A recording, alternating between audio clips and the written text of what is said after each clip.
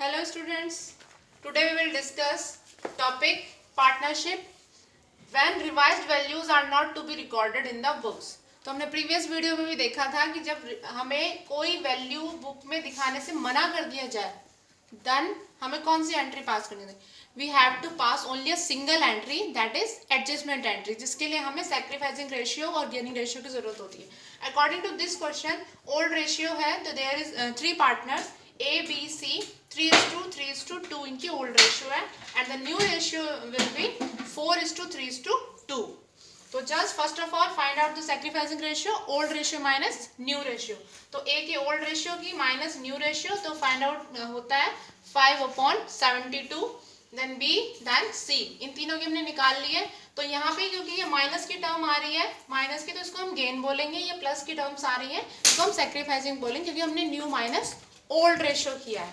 ठीक है, उसके बाद हमें यहाँ पे बोला है कि revise according to the question में गिवन है, ये लाइन लिखी है क्वेश्चन में कि the partners agreed that the revised value of assets and liabilities are not to be recorded in the books में रिकॉर्ड नहीं करनी है लायबिलिटीज और असेट्स की रिवाइज्ड वैल्यूज।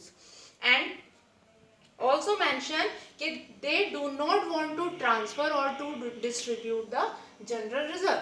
तो जनरल रिजर्व की वैल्यू गिवन है 36,000, इसको भी हमें रिकॉर्ड नहीं करना है और रिवैल्यूएशन के प्रॉफिट को भी हमें रिकॉर्ड नहीं करना। तो सबसे पहले प्रॉफिट को आइडेंटिफाई करते हैं। According to question stock reduce हो रहा है 10,000, तो जो असेट्स रिड्यूस होती है तो हम यहाँ पे मेंशन करते हैं डेबिट साइड में, और अगर असेट इंक्रीज होती है तो क्रेडिट साइड में, यानी प्रॉफिट पोर्शन इधर आएंगे और लॉस पोर्शंस हम डेबिट साइड में शो करते हैं। तो टू स्टॉक रिड्यूस हो रहा है, मशीनरी रिड्यूस हो रही है, यहाँ डेटर्स रिड्यूस हो रहे हैं, डेटर्स पे प्रोविजन मेंटेन करना है तो प्रॉफिट को रिड्यूस करती है ये चीज़ भी 2200 अकॉर्डिंग टू द क्वेश्चन। और यहाँ पे बिल्डिंग है, बिल्डिंग में 40,000 इंक्रीज हो रहा है और सन्ड्री क्रेडिटर्स है, ये हमें अब इन क्रेडिटर्स को मनी नहीं देना है तो ये भी हमारा प्रॉफिट पोर्शन है। इसका टोटल करते हैं तो टोटल हमारा आता है इसका 42,500 दोनों साइड लिखा हमने और इसकी बैलेंस निकाला तो बैलेंस हमारा प्रॉफिट आता है 14,400 यानी इस टोटल में से ये तीनों ऐड करके माइनस करेंगे तो ये हमारी ये वैल्यू आती है, प्रॉफिट आता है। इस प्रॉफिट को हमने ओल्ड रेशियो में डिस्ट्रीब्यूट कर दिया तो ये वैल्यूज है 5400 और 3600। अब इस वैल्यू को हम यहाँ पे लिख लेते हैं 1400, क्योंकि हमें दोनों ही चीज ट्रांसफर नहीं करनी है।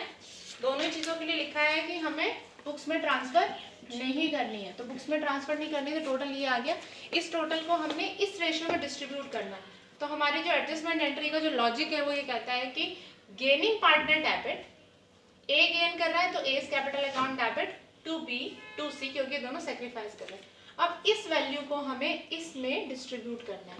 तो ए का पोर्शन कितना हुआ 50,400 into 5/72 is equal to value आती है 3,500 यानी 3,500। इसी तरीके से हम इन दोनों की निकालेंगे 3/72 करके और 2/72 करके, तो हमारी वैल्यूज आ जाएंगी 2,100 एंड 1,400।